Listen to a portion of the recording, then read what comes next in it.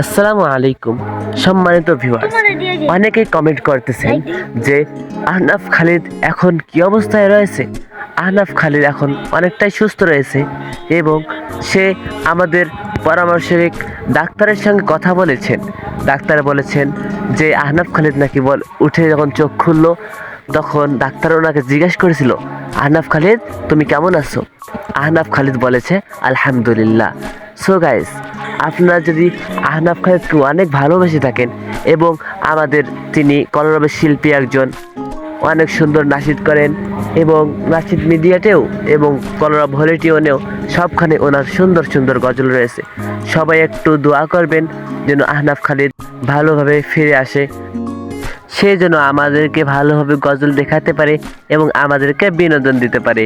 আমরা এটার জন্য অনেক কামনা করি, আল্লাহর কাছে ভালোভাবে দোয়া করি। যদি ভিডিওটি আমাদের এখনও পর্যন্ত যারা লাইক সাবস্ক্রাইব করেননি তারা কিন্তু মিস করতেছেন। এখন একটি প্লিজ লাইক, কমেন্ট এবং একটি সাবস্ক্রাইব করে আমাদের পাশে থাকুন পরবর্তী ভিডিও দেখার জন্য।